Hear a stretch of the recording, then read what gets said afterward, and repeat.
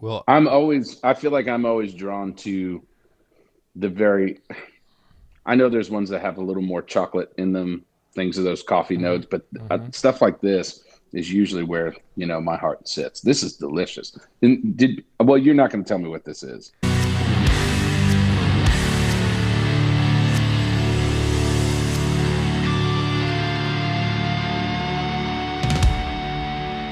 The Fred Minnick Show is brought to you by 291 Colorado Whiskey and by Michter's American Whiskeys.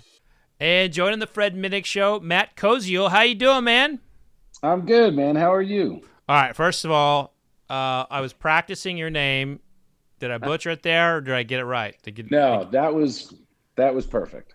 Yes, got It's it. way better than most get it. You should see the mail I get. Well, granted, I That's did ask you 30 times before we pressed record. Am I getting it right? But your gentleman didn't mention that. So. Well, no, I wasn't going to try to, but I'm glad you did. Well, hey man, it's good to connect with you. The first thing I noticed about your app, I listen to Apple Music. A lot of people are Spotify. I'm an Apple Music guy. First thing I Yeah. noticed is like you're smoking a stogie in your Oh like yeah. in your like profile pic. And I was like, this is a guy I want to hang out with. You know? Yeah, it wasn't my mother's favorite photo, but it's one that I think represents me a little better than it should. Well, Mama's always. Would my mom like me be doing something else other than drinking bourbon for a living? I'm sure she would, Yeah. but we're gonna vice. You know what I'm saying? Yeah, it's yeah. At one point, it's either what they don't know won't hurt them, or what they do know, it doesn't matter because I'm gonna do it anyway. You know. I mean, yeah. So hopefully your mom doesn't listen to this, and then I'm on her shit list later.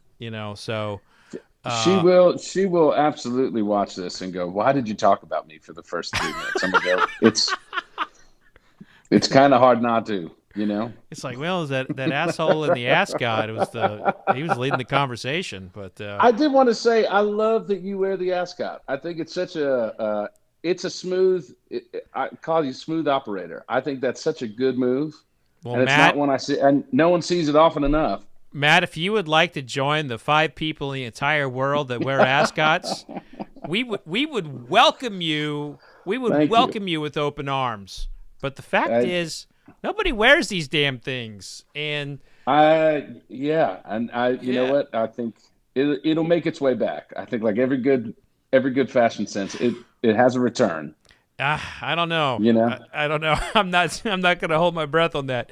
So I do these festivals and I do events and Mm, like people who are there specifically for me doing bourbon yeah. for my books. We did a Mm, whole line of ascots. I sold like 2 of them after touching like 35,000 people. wow. So I don't see ascots picking up anytime soon. But this It's we call you the few and the proud. that's You know. by golly. But listen, today's about you. I'm excited to have you on the show. Man, I'm excited to be here. So you're a bourbon fan. How long you been a bourbon drinker? Oh, a while. I got really introduced. I'd always liked whiskey. I'd liked bourbon, and I never really dug into the world heavily until when I moved into town. I had hmm two good friends, a friend Jared Ison and a buddy John Wolford. They're both from Eastern Kentucky, hmm and once they took me under their wing, I started understanding what I'm talking about a little hmm more than most, and um, I really just started to, one of them lives up in Bardstown, and we would go up and we'd do the distilleries and we'd sit and drink, just try a bunch and, kind of find our own palate and some things he loves and some things I hate. But we all share, some common loves of certain bourbon, certain whiskeys. And so it's been, probably the last 6 or 7 years I've really dug in. Okay. Well, Yeah. today we're gonna take it to that next level. I'm I gonna love it. I'm gonna teach you how to taste like a pro. I'm ready Um, for it. and then you are going to be an actual critic with me, I love and this. we're going to we have a blind flight, A, B, and C. Yes. Real. Mm-hmm. I make it A, B, and C real simple because I'll screw it up if you do numbers. I'll say like number 3 is 1. I'm like, wait, no, 1 got 3. No, So there's a reason why they're alphabetical because in the past who's on first? I've screwed it up in the past, so I'm not the best with numbers. Well, I've watched enough. I've also prepped myself with water. And extra glass. I came prepared, man. So I was gonna say I didn't see water in your thing, but you had it hidden off camera. Oh yeah. I mean, you got this set up like you. I mean, you got them staggered. Like I'm here to play. This is it. That's what I'm talking about. Well, let's start here. Now you've got some mictors there, so let's go ahead and start with that. We're going to do. This is going to be the training. All right. So this is your. You want me to open up this bottle? Yeah, go ahead and open it up. Pour yourself a nice ounce or two, and this is going to be where we kind of start our training. And as you're doing that, like you've got some singles that have dropped. Loving You, Love Me. I love that title. And, thank you. And Slow Burn.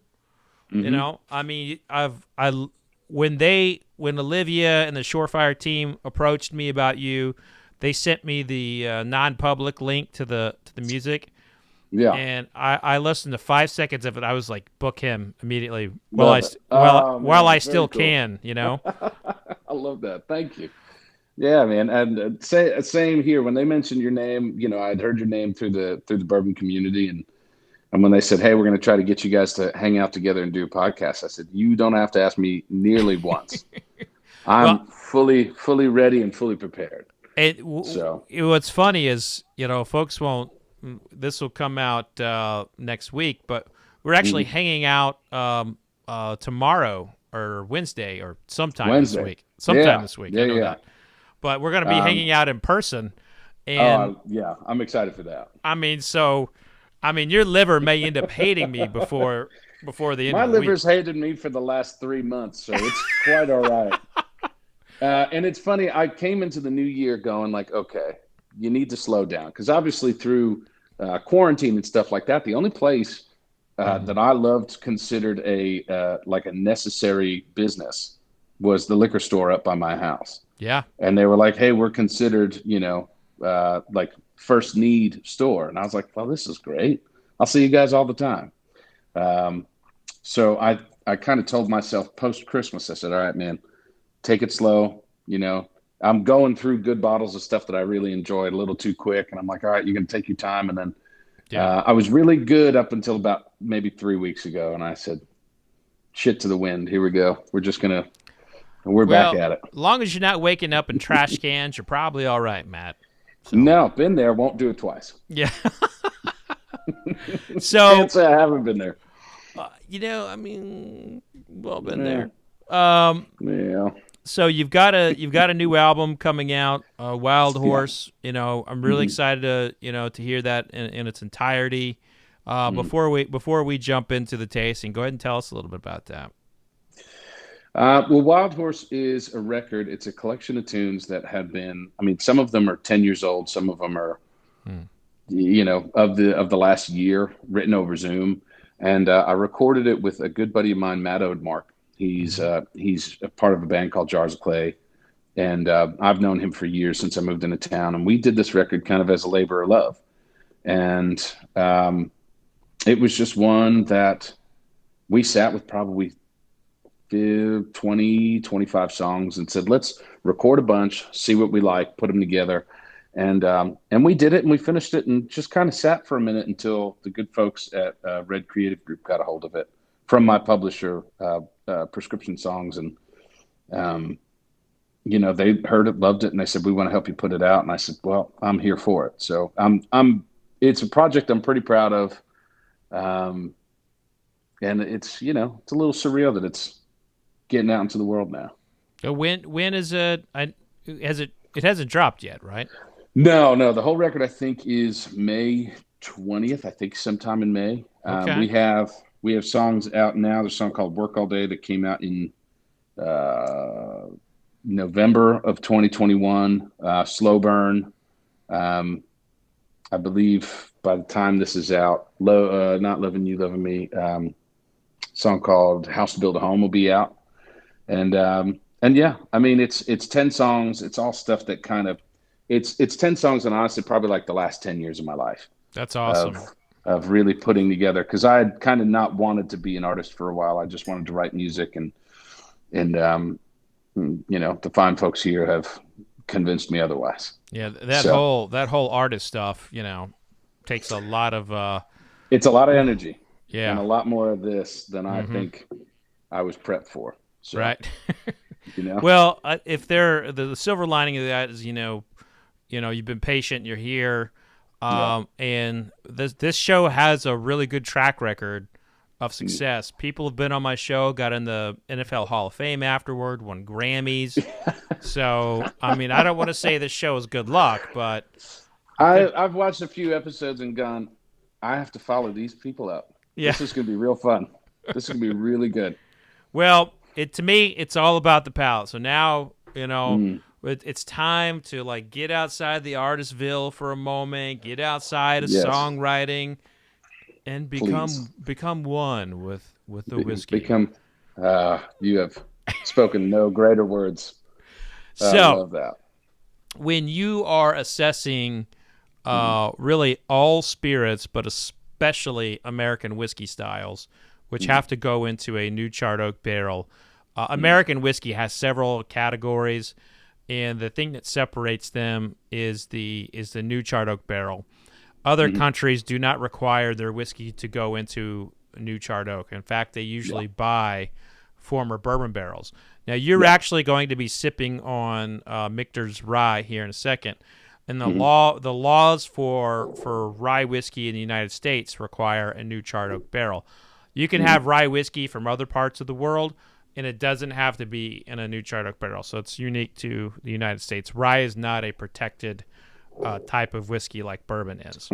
Yeah. But so like the first step is to analyze the color, because when it went into the barrel, it was as clear as water from your tap.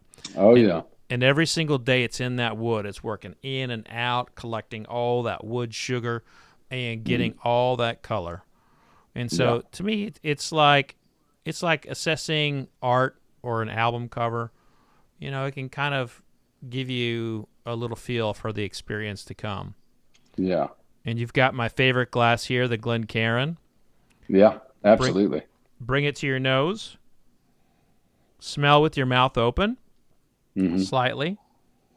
You're relaxing your olfactory there, and then go back and forth. Your nostrils will each work differently. You know, the right nostril could be clogged up. Maybe you got punched in the face when you were 12 years old and it's still messed up, you know. So your nostrils will hone in on what that nostril can pick up. So the right side for me is like sweet. Left side is like spice and fragrancy kind of stuff. It definitely has a lot of fragrance to it. That's for sure. Yeah, and then, so as you kind of like go through like the aromatic process, you know, you get an idea in your head of like what this thing is going to taste like. But the key to tasting is focusing on your tongue, focusing on what part of the tongue is it's hitting. You ever seen that diagram that shows you like where your taste buds are and what you know? What you should taste? It's very similar to spirits. Spirits they're so heavy in alcohol that it's hard to be that finite as they are with like food. But the basic principle is you will taste like the sweet stuff on the tip of your tongue. So that could be like a fruit sweet. It could be like a confectionery sweet. You'll taste the savory notes like a cornbread or some type of bread in the middle. Bitterness in the middle toward the back, and then spice toward the back, and also bitterness on the side. So on your first tasting, Matt, what I want you to do is just put it on your tongue, get it surface all the way around, and you can like smack your lips, kind of push it around a little bit, or you can roll it around your tongue or push it on the roof of your mouth, but you just want to feel it all over your tongue. And then, let's focus on what part of the tongue is it hitting for you. Is it hitting hard? Yeah. Yep. Here we go.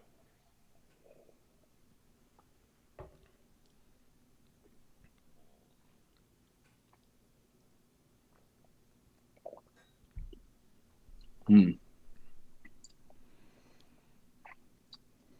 get a nice bite right up front, right at the tip. Mm-hmm.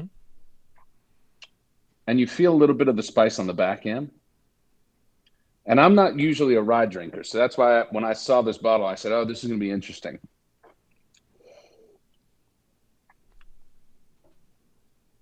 Not as it hits a lot of that, like right on the tip of the tongue for me. And then somewhere like halfway back my tongue. Okay. Now that you've focused on like what part of the tongue is it hitting, now let's go back in and taste, and let's really think about that part of the tongue, and then if it's back, it's spice. So think about your life and spice. What are the pepper notes of your life? Is there a memory there? Think of like baking spices like cinnamon, cardamom. Is there anything there that's like really popping? Yeah. The thing is like we're all connected to our tongue by memories. Like I can remember like it's yesterday eating the cornbread out of my grandpa's oven. Yeah. I can remember my mama's apple pie. I can remember, the Tabasco sauce out of the MRE kits when I was in the Army. Things like that. Yeah. You just have muscle memory on your tongue connected to your brain. And that is how people are able to translate tasting notes after they taste it. So focus on the part of the tongue it's hitting. Yeah. Let's go.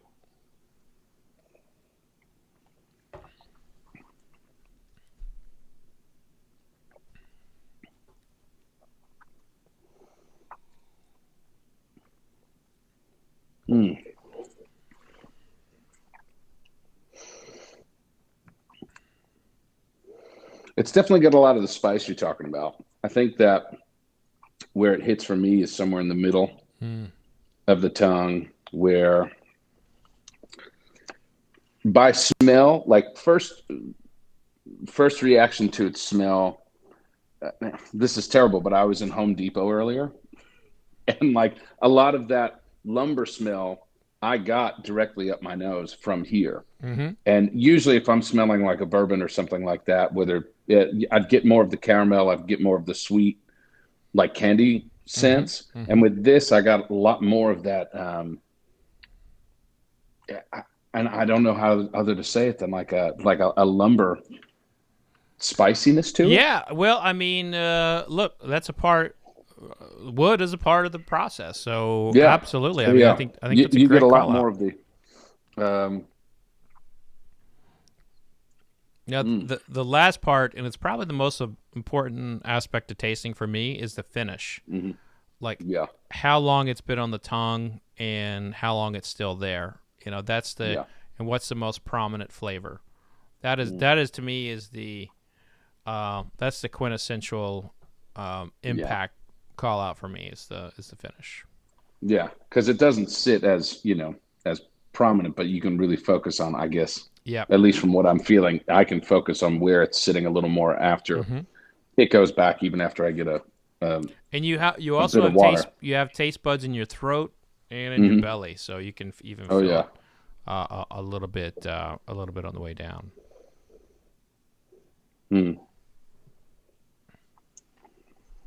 All right, so that is your training exercise, Matt. You did quite well. It's good to do it on a rye, just because I don't usually drink a rye. Okay. So that's kind of fun for me to try that out. And I actually didn't know with ryes, and I've had some, but I didn't know that they were like bourbon in the sense where it had to be a new charred oak barrel. Yep, American ryes. Yeah. And rye can be a little bit unique in that, like, if you don't see straight rye on a label, they can add flavoring to it, like up to so rye can be very deceiving. It doesn't have the same label standards and protections as bourbon. As like a bourbon or any kind of bottle and bond. I know from doing some tours that at least with ryes, it was more of a Northern America, like in terms of Canada, and when that alcohol was coming down the line, it was too spicy for the Americans at the time, so they would add like rock candy or something like that to loosen up the flavor. But Canadians were more prone to having the spicier whiskey, and we were more prone to the corn sweeter side. Yeah, the Canadian versus U.S. styles, because Canada is technically part of America. And, there is I get corrected on that often when I'm in Canada. Like, well, in America, we are America. So, we are. I don't want to fuck with Canada. You guys are nice. So if you, I've got some very good Canadian friends who will watch this and laugh that was said. They'll be like, "Hey, man, got a question for you." And I'm gonna be like, "Listen, guys, everything that was said, I would tell you to your face anyway." That's right. That's right. I got detained in Canada. When I was on a way to a show there, they stopped me in the airport, and they detained me. Like I was flagged because of my military background, and I said I was there for a whiskey convention, which apparently is like some kind of dark cover for something weird. But it was awkward. Huh. I mean, it was funny. The first time I went to Canada, I took the train. So I'm originally from New Jersey. And I took the train from New York Penn Station to Montreal. And it's funny taking the train. It's a 10-hour ride along the Adirondack line. So you go through these beautiful parts of up northeast America, and then you get to the border. And U.S. Border Patrol, they come on the train, and they're suited up, ready to go. And they're very stern. And then you go like the next 5 minutes, and you get to Canadian Border Patrol. And it's, "Hey, guys, how you doing? How's everything? You guys coming in? Yeah, enjoy your time." And I remember sitting there going, "Gosh, these are the nicest people." Yeah. And then going back was the same thing. They're like, "Guys, thank you so much for visiting. This has been a great experience. I hope you had fun." You cross back over to the American Border Patrol, stone-faced. I saw them throw people off the train. They're like, "Why are you here?" I'm like, "All right, I'm just going to keep my mouth shut, hand them papers, and get back home." Yeah. Yeah. I mean, I love Canada. Like, Canadians are always so nice. They always hear that. But, and they're very proud. They're good people. So they are. I have some really, really great friends up there, and some who were very excited that this was happening today. So it was really a treat. Right on. Well, a little shout out to some Canadian whiskeys. If anyone wants to go try them, Lot 40 is a really good Canadian whiskey to go get right now. Really good. Lot 40. Lot 40. So let us begin in our blind tasting. We are going to go. You tasted something. We're going to go in a completely opposite direction here, Matt. We're moving away from rye. We are tasting a bourbon. We're tasting a very rare. It's not very, very rare, but it's a limited edition series. It's the same brand, 3 different expressions. And and I like to share with friends, and I killed 2. I killed bottles for this, so we had. Wow! Thank you. We had 3 bottle kills on some really, really good whiskey. So which one am I going for first? Let's go. Go ahead and pour. Do you have? You just have one glass? One glass? There? I do. Yeah. So I poured some water, washed it out. Okay, good. So let's go ahead and start with glass A. Love it. Now remember your training. Cool. I gotta get this one open. There you go. It was fun looking at them and kind of dissecting the colors of all, because you really do see a good bit of color change. Now, I have to commend you for not drinking these prior to the interview, because you know what, that was real tough, and I just kind of like locked them in a room. I didn't touch them because I was really gonna. I was like, don't taste it. Don't, just be surprised.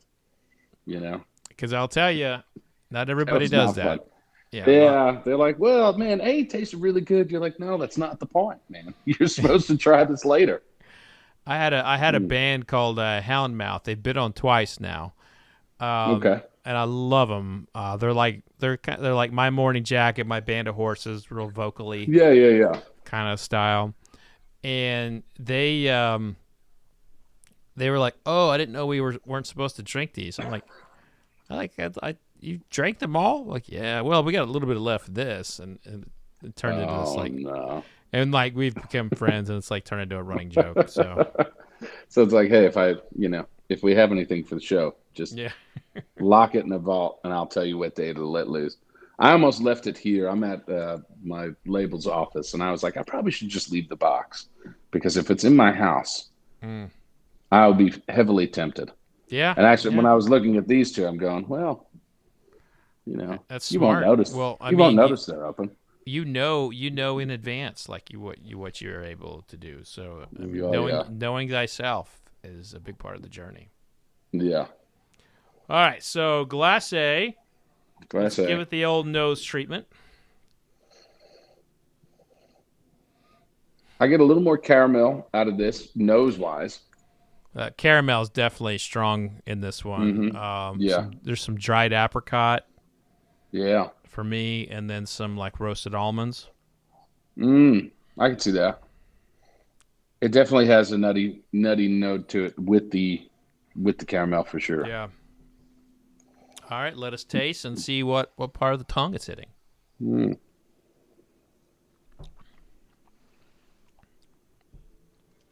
Oh my God, that's good. Oh yeah, that's delicious. What part of the tongue is it hitting? Whoa, a lot of smoke up front, but real delicious.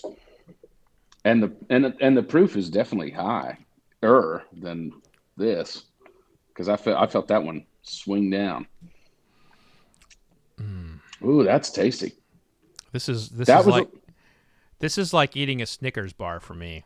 It's just I'm like really, really loving this.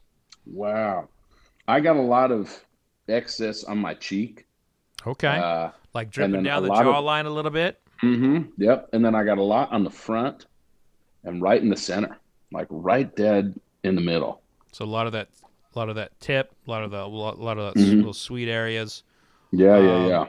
And then the middle, I'd like you to, like, when you go back in and taste, see if you can taste like fried pie crust. So go, and focus on the middle and see if you can think of like a fried pie crust there. And on the tip, think about like the different types of sweets that you have as we go back into round 2 of the taste. Man.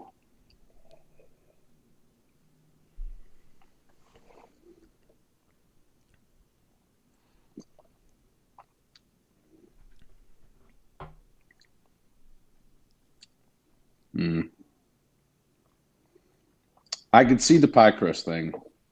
My grandmother, not that she was a big baker, but we'd have certain things during Christmas and holidays. And I could taste a lot of that right in that center. The front's interesting. It's like those little caramel lozenges if they were a little spicier. Right. It's yummy. Yeah, it's real good. Well, I feel like I'm always drawn to I know there's ones that have a little more chocolate in them, things of those coffee notes, but stuff like this is usually where, my heart sits. This is delicious. Well, you're not going to tell me what this is. Not yet. Man, okay, good. Don't do it. Yeah. This is delicious. I have the results right here. Yeah. Well, I mean, it's in an envelope, so I don't know. Okay. I technically don't know what we're tasting. I know what brand. Oh, okay. But I don't know. So, did you say A was also a Michter's? No, I'll go ahead and reveal what. Well, I'll tell. Don't. Yeah, I won't do it. I won't do it. I'd rather know later. You want to be surprised. I like that. I do. I'm always when I was a kid, I was the one who tried to search for the Christmas gifts. Yeah. And now I just don't care. I just I'm happy there's a tree. We get wiser in our old age. Yeah, yeah. Things don't heal like they used to, and we get smarter They sometimes. definitely do not. They definitely do not heal like they used to. I No, mean, no. and like if you happen to indulge too much, there is such Yeah, thing as a 3-day hangover. been there. That is real. Yeah, it's always fun. A lot of my friends who are, I live in Nashville, and a lot of my peers who I work with a lot, and a lot of guys in my band, guys and girls in my band, they're all a couple of years younger, and when they tell me they have hangovers, and I said, just wait. Not that I'm many years older than them, but I go, there's like this weird switch that when I'm 33, I'll be 34. When I hit 30, I was like, cool. Now it's a 2-day, and if I really go heavy, the 3-day shows up. And I just start canceling things. I'm like, no, I'm going to sit in the house. The dog looks at me funny. He's like, oh, Well, you're not doing well. as a professional, Yeah. I mean, I can give you a list of things that will help you in that scenario. Coconut water's really good. Yeah. Pedialyte is a lot of Yeah. people use Been there. Pedialyte. That's Been there. really it can be good for you. The Any liquid kind- IVs. Yeah, I mean that's the high level. Yeah. Yeah. But I mean, like always having those like run anything runner centric is going to be good, good for you. But in terms of the health of your liver, milk thistle's Yeah. an herb that will help kind of like process, help your liver enzymes. But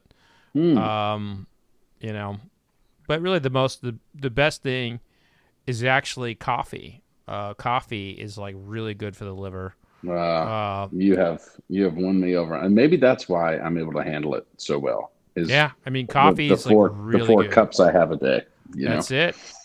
Green tea Yeah, is I mean, not good for it. I can't. Some people tried to get me to drink tea, and I said this feels like a waste of my time. It's like there's this whole movement of like trying to influence people to become vegans and drinking green tea. They've obviously never met Sam Elliott before.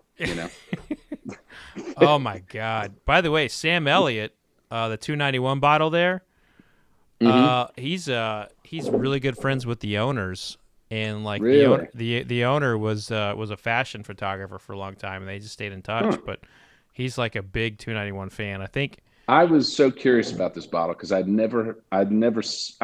seen it on your show, but I'd never had it. The proof always intrigued me because it's a high proof. yeah, we don't start there. I mean, that'll No. it'll This crush is your palate. yeah. This In is terms that's a see you later kind of bottle. That's that's a prepare for the coffee in the morning kind of bottle. Mm-hmm. But no, it's actually good whiskey, and it's good in the sense that you don't always fill the proof. So Yeah. as it looks like And you're that's- ready for a glass B now. Yeah. I always feel that with high proof bourbons too, is that like a Stag Junior or something like that, where you're getting into that like 135 proof. It's like it just kind of kills the fun for me. Where I go, I feel like my teeth are falling out. Yeah, me and a friend had that experience, and he'll laugh when he watches this because he knows the story about it. But it's just we found a bottle of Stag Junior. I think it was in Jackson, Mississippi. Okay. And there was a slight bet that he wouldn't have 3 shots of it really quick. And as soon as he finished those 3, I just asked him for his keys, and I just said, "Okay, hand them over," because we had to go out. And maybe about halfway down the elevator ride, he looked at me and he was like, "I shouldn't have done that." It was a good bottle. It's just every sip just felt like my teeth were falling out. Wow. Yeah.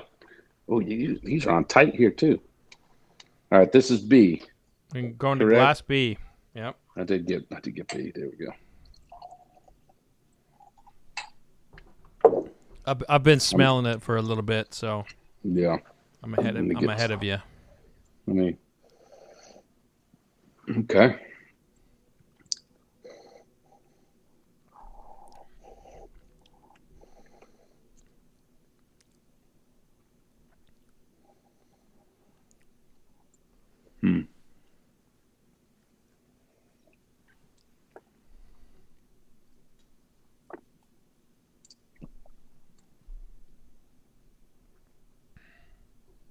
Interesting. This one hits on the back of the tongue more. For me, anyway. Okay. It feels very similar to this in terms of flavor. A little more bite. I can feel it in the chest more on the way down.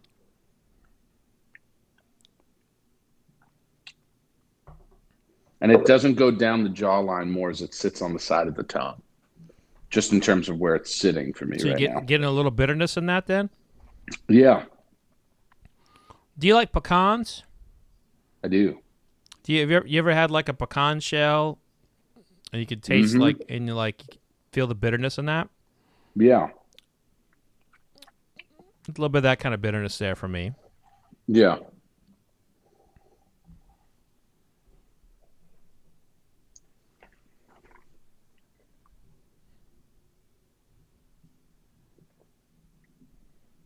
Now I'll ask, as I have my second sip, is there any truth to the whole chewing thing? It is a personal preference. Okay. I'm not the biggest fan of The pushing chewing because I feel ridiculous doing it. You know.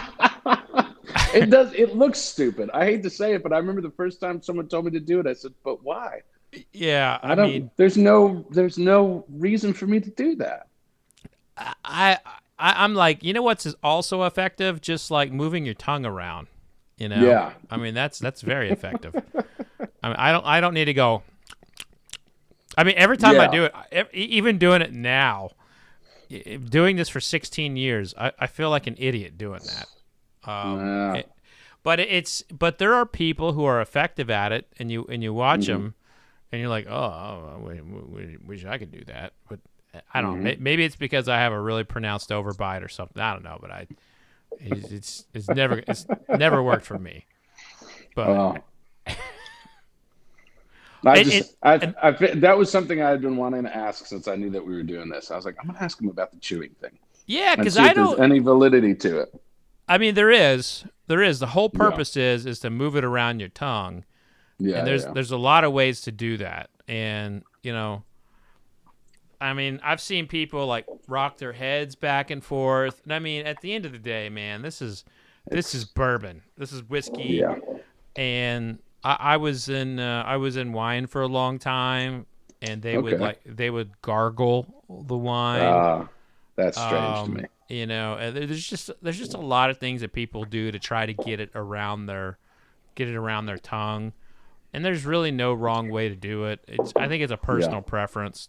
Just as long as you can make sure that you can cover the tip to the back and the sides of your tongue, you're good. So having a glass of water or a sip, I feel a lot of that bitterness you were talking about towards the back, where it's like as it sits, you can really feel, and it's good. It's I don't want to use the word smooth, but I'll say that it sits nicer later. If that makes sense. I feel like I'm not trying to sound overly smart about something I shouldn't sound overly smart about, you know? But I get the nutty flavor a ton as it sits for a while. And I can taste that little bit of bitterness right in the back. And I think the initial bite of it masks a little bit what I get later. But it's really good.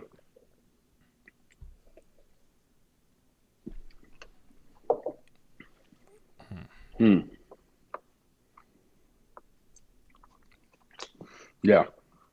I'll still say A is my favorite if I have to choose a favorite thus far. So we have Matt has put in the leader of his clubhouse as we go to Glass C. Leader of the pack is A for me. Love it. All right. So we're going to C. C is the lightest, I think, of the three, right, in terms of color. You know, it's funny, like, I didn't even do a comparative analysis. Yeah. My light's not very good in the office. I've got these like studio lights at me, then I got these overheads, and I'm like, yeah, I've got a ring light right here. I spent all this money on lighting, and I hate all of it. You know, it's like. Well, I felt bad for a minute because I'm sitting in front of a window that it's kind of, if it's the same, and well, it's probably not the same in Louisville right now, but it's a little dreary here in Nashville today. So we put a ring light up, but then all of a sudden, like the sun just kind of hit and I got washed out. But it was good for kind of analyzing what I'm looking at. Yeah, well, I got the same problem with mine, and it hits exactly at this time, and the forecast or overshadow, whatever the fuck you call those clouds, they're blocking the overcast, right? Yeah, right? Yeah, they're blocking the sun. So yeah, what do we call it? Diffusing. That's right. It's diffusing the light. It's diffusing the light. It's softening it for us as well. I've become a professional, whatever the hell, I don't know, you know. Are you learning to influence, Matt? You influencing? Are you influencing? I looked like I was for a second. I was posing for a photo of it. I don't understand the influence thing, like the influencer. Because I start to go, what are you actually good at? You know, other than like, you know, there's the audience, of course, and then there's something that's obviously cool about it. But, you know, you start to look at the... It's crazy because, like, if it's not based on attractiveness all the time. Because, like, you'll see someone who's just like, this person's amazingly beautiful, and they have all the right shots and everything, and then they don't break as an influencer. And then you just see someone who takes pictures of burritos while they're eating them, and then suddenly they're a fucking expert on eating burritos, and everyone in the world follows them. And by the way, I want to follow that person. I mean, I would follow somebody on burritos pretty quickly. I mean, I follow a guy who just posts pictures of cheeseburgers, and he's a bourbon head, and he has like more than 250,000 followers. And it's sometimes the allure of a good picture of a burger is all I need. You know, I mean, it saves everything. By the way, that's the best hangover meal right there.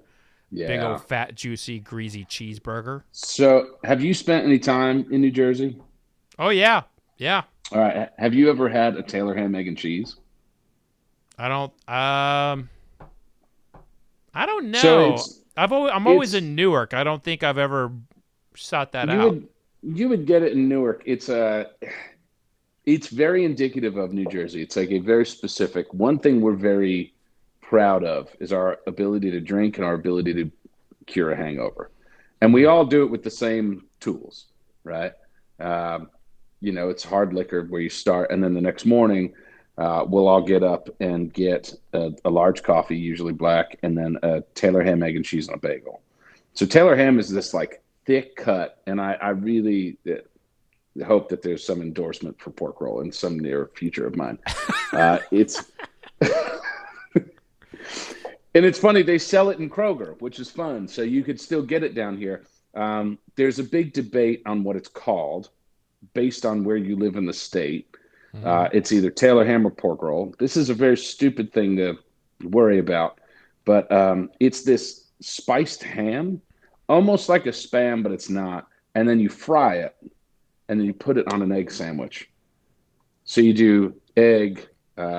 When I would order it, I'll do Taylor ham, egg, and cheese, salt, pepper, ketchup on an everything bagel. I mean, that just sounds like the healthiest thing in the world. Oh, it's so good. When I go visit family and friends, and I've had 3 in a week, and I go, wow, I feel like absolute dog shit. This is exactly why. So I feel like it's not the drinking. You've been removed long enough from Jersey, yeah, that you know the Jersey's not coming out of you. But when you go back, or you're around other people from Jersey, does this start coming back? Like, you know. Yeah. It's so someone had asked me this the other day, and they were like, well, you don't sound like you're from New Jersey. And I said, no. I said, I kind of lost that thing a long time ago. I said, but if I've had a night out and I've been drinking and someone genuinely pisses me off, It's there. It's without a question. It's more the attitude that starts. Mm-hmm. The accent follows, and then you just get all of it.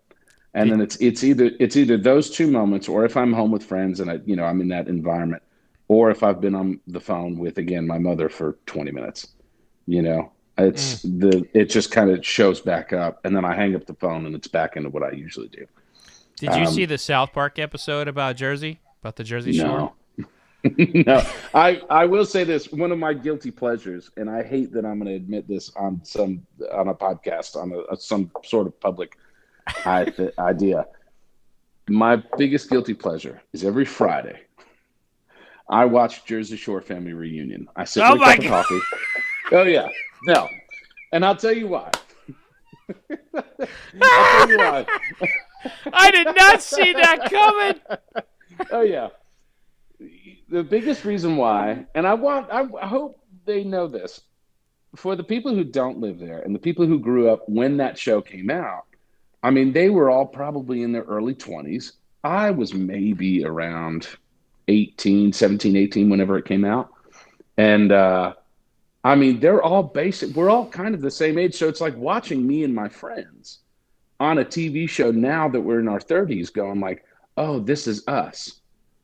Just older. Like I would go home, there's still some form of like bullshit drama between people, and I sit there and I'm like, ooh, tell me more, but when I watch the show, it's like watching me and my friends be home. So it's this odd guilty pleasure I have of every Friday morning I get a notification that says Amazon Prime has a new episode of Jersey Shore Family Reunion, and I sit and me and the dog watch it every Friday. I mean that series was great for the suntan business in and for the gyms as well. Yeah, for the gyms, yeah. I mean, partially for the laundry business as well. Oh my God, that was that we did. Yeah. My wife and I, we did watch it because it was just like watching a car wreck, or a train wreck. I mean, it was crazy.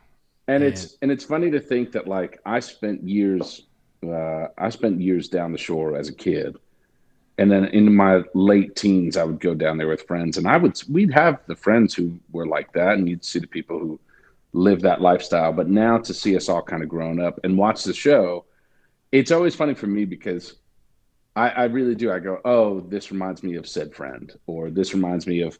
I'll laugh at things that wouldn't be funny to anybody else. But I'll sit and I'll watch a character and they'll say something ridiculous, and I'll just like it's this odd, comforting thing to watch Jersey Shore Family Reunion. Yeah, it doesn't give me a lot of cool points. No, it gives you real points. I mean, yeah, I'll admit it. I mean, I watch Mexican soap operas, so ooh, yeah, okay. There's we all have our guilty pleasures. So on to Glass C. So yeah, I've been sniffing it for a little bit. Spicy on the nose, just a little bit, not a ton. And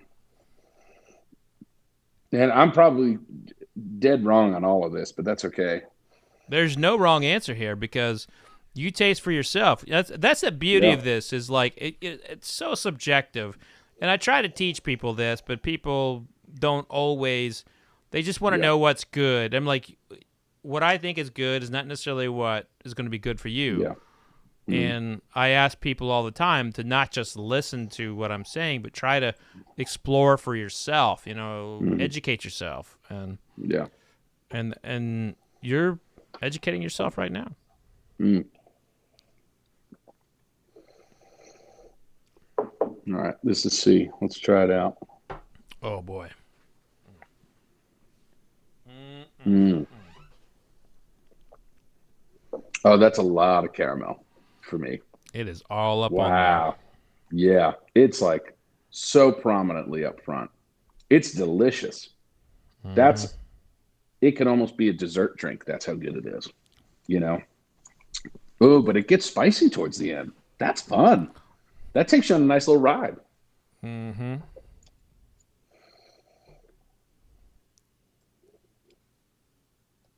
Oh, yeah, you feel that down into your gut. The others I haven't felt all the way down. And I do appreciate that about certain bourbons when you get to that level of spiciness where you feel it kind of all the way down and it really settles your stomach a little bit. And you feel it, it's a good sit down and you let it kind of live in your world. So I'm repouring C and A when it comes down to like the, I think we're both eliminating B. Yeah, B was not. I'm going to take that. It was fine. It didn't do a lot for me. I'm big on C. C might have won me over A, to be honest with you. Well, don't give up on A just yet. That's true. Ooh, That's true. I'm going back to A. Man. Dang. Oh, wait, I got to finish C first.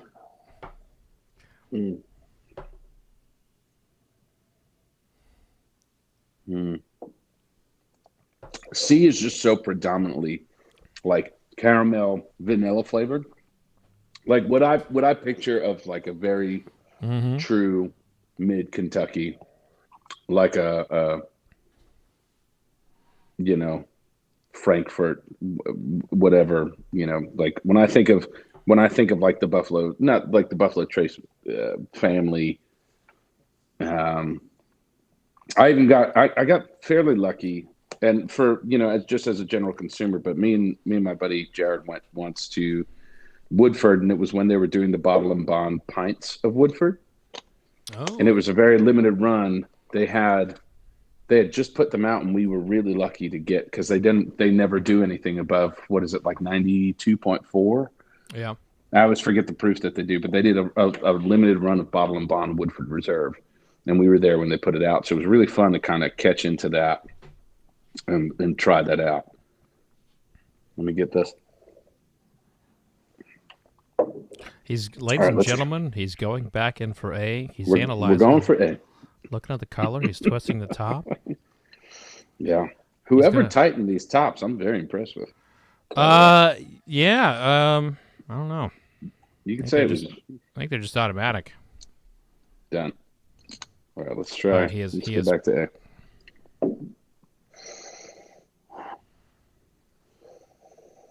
He's going in. His first smell, he lifts his head, tilts it back, puts it on his palate.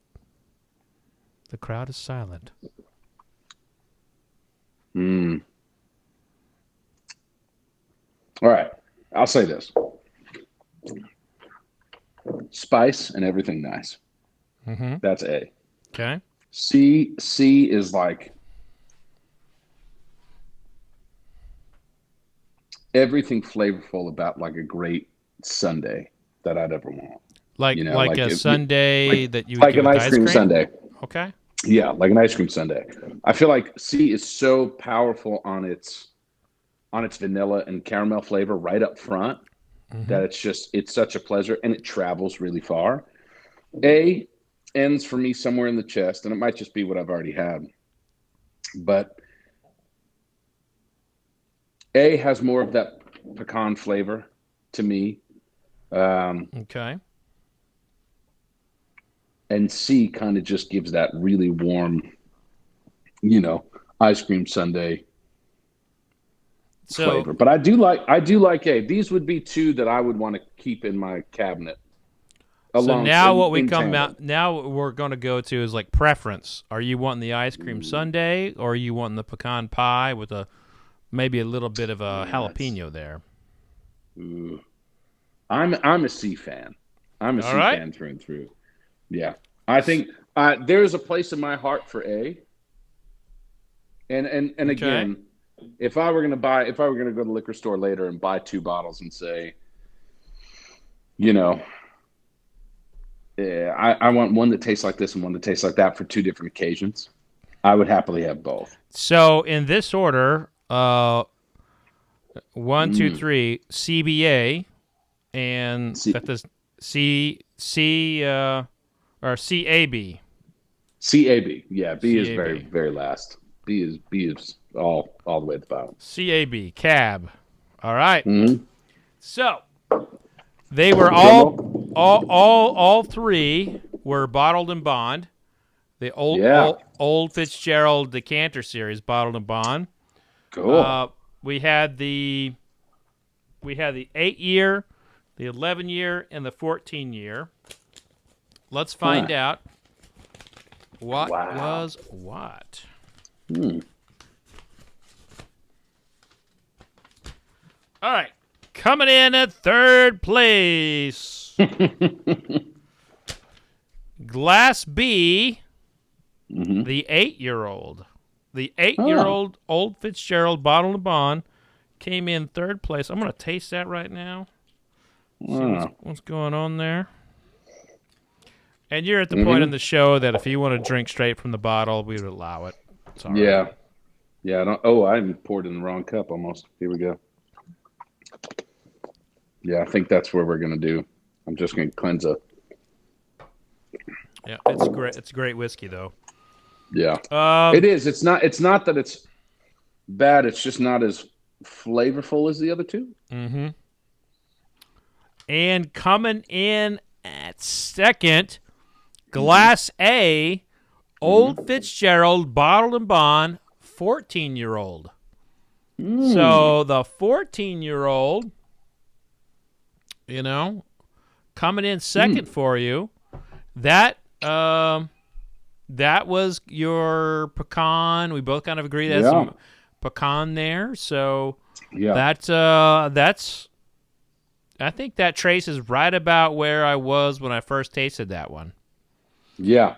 And then coming in first place, Glass C made my top 100 last year in the 11-year-old Fitzgerald Bottle and Bond. Man, 11 is just a solid year. Some good damn whiskey right there.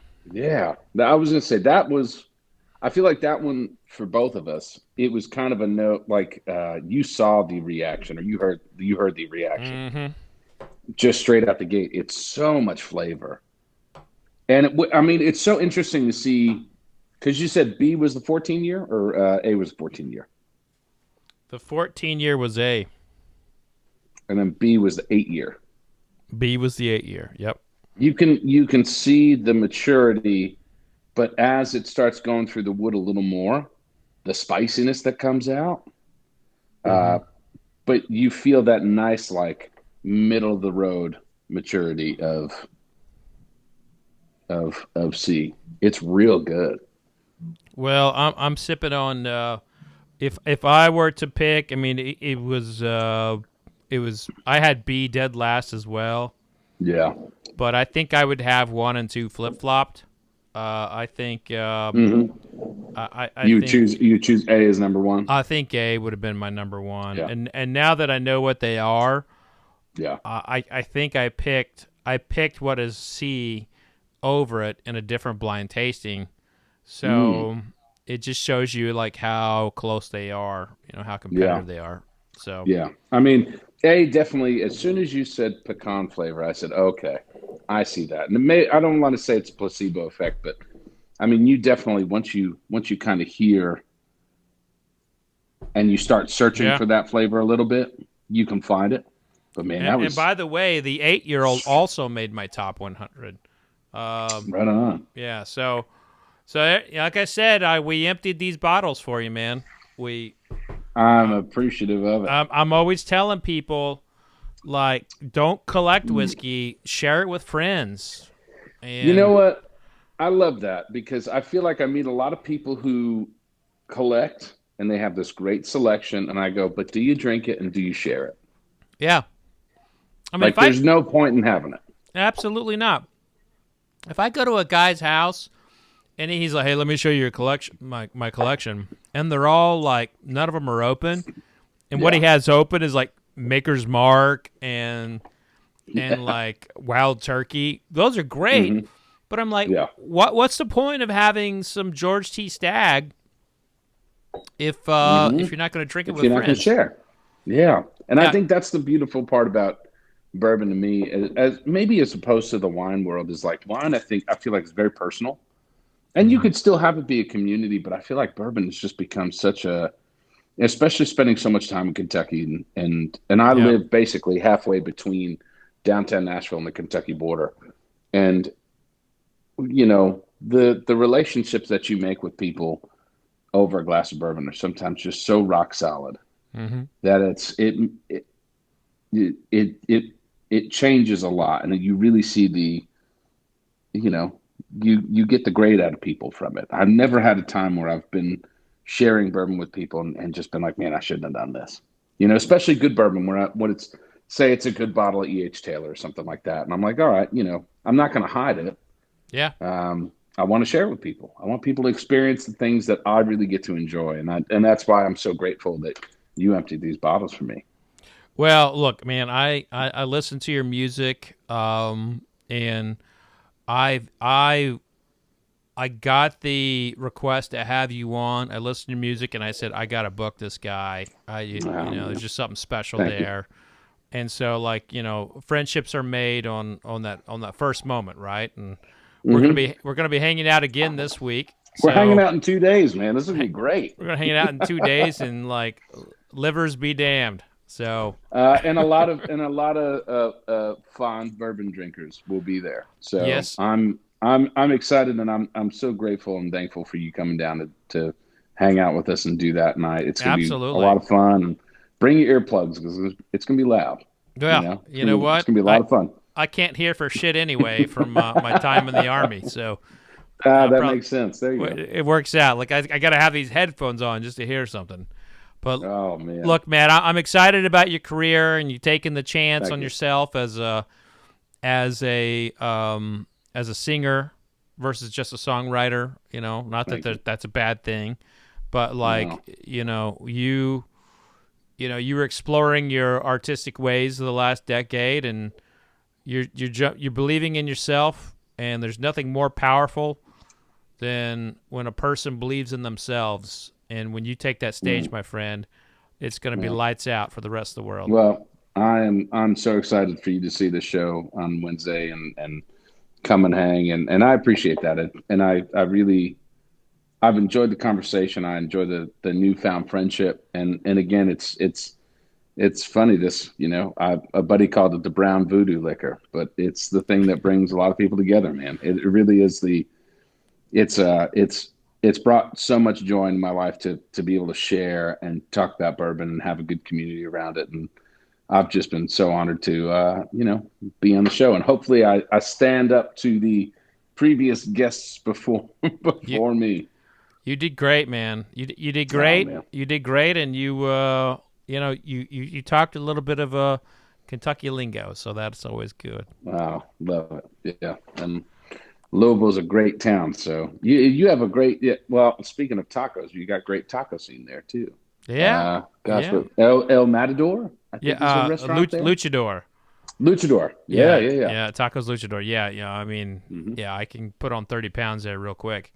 And even our bare bones hole in the wall Mexican restaurants, they'll have lingua tacos on there. So next to Luchador, there's a bar, and I want to say it's called Bar 90 or 196 or something like that.